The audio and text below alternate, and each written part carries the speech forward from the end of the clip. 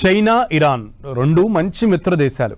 ఎంత సన్నిహితంగా ఉంటాయంటే హర్ముజ్ జలసంధి క్లోజ్ అయినా చైనాకి మాత్రం ఇరాన్ చమురు సరఫరా ఆపనంత.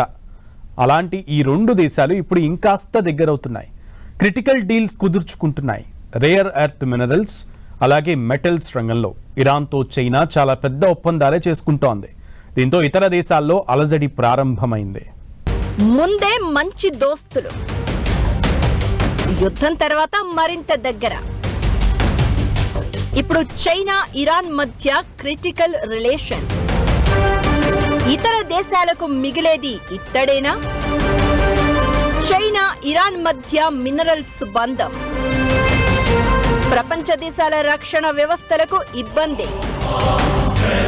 ఏదిలా ఉన్నా ఎవరెటు పోయినా చైనా దారి చైనాదే.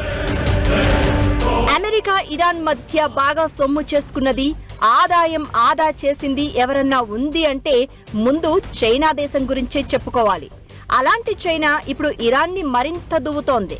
ప్రపంచ వాహన మార్కెట్లతో పాటు రక్షణ రంగంలోనూ కీలకమైన అంశాలుగా మారిన ఖనిజాలను ఆయుధంగా వాడనుంది. ఇందుకోసం ఇరాన్తో critical rare earth metals deals కుదుర్చుకుంటోంది.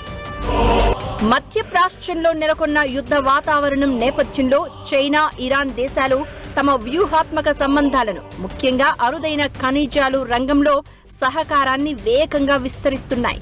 Global supply chain పై పట్టు సాధించేందుకు చైనా తన శాస్త్రవేత్తలను ఇరాన్కు పంపిస్తోందని నివేదికలు వస్తున్నాయి. ఇది ఆ రెండు దేశాలకు సంబంధించిన అంశమే అయినా గ్లోబలైజేషన్ నేపథ్యంలో చైనా తన డామినేషన్ కొనసాగించేందుకే ఇలా వ్యూహం పన్నిందనే టాక్ నడుస్తోంది. భూమిలో ఉండే అరుదైన ఖనిజాల అన్వేషణ, ప్రాసెసింగ్ కోసం చైనా తన పరిశోధకులను ఇరాన్కు పంపుతోంది. ఇప్పటికే ఇరాన్తో కుదుర్చుకున్న బిలియన్ల డాలర్ల వ్యూహాత్మక ఒప్పందాల ఆధారంగా ఇరాన్లోని ఖనిజ సంపదపై చైనా పట్టు పెంచుకుంటోంది. తద్వారా ప్రపంచవ్యాప్తంగా క్రిటికల్ మినరల్స్ శుద్ధిలో అగ్రగామిగా ఉన్న చైనా ఇరాన్ వనరులను తన గుప్పిట్లోకి తెచ్చుకోవాలని చూస్తోంది.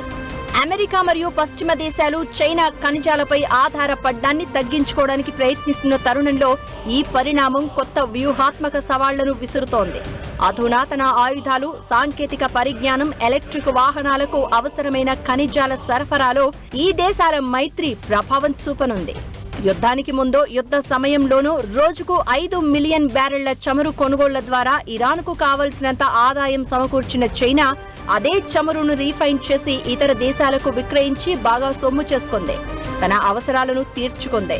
ఇప్పుడు దానికి తోడుగా రేర్ క్రిటికల్ డీల్ కుదుర్చుకోవడం ఆ దేశం తాలూకు లక్ష్యాన్ని ముందు చూపుకి నిదర్శనం కాగా, ఇది ఇతర దేశాల పాలిట సమస్యగా పరిణమిస్తుందనే ఆందోళన నెలకొంది.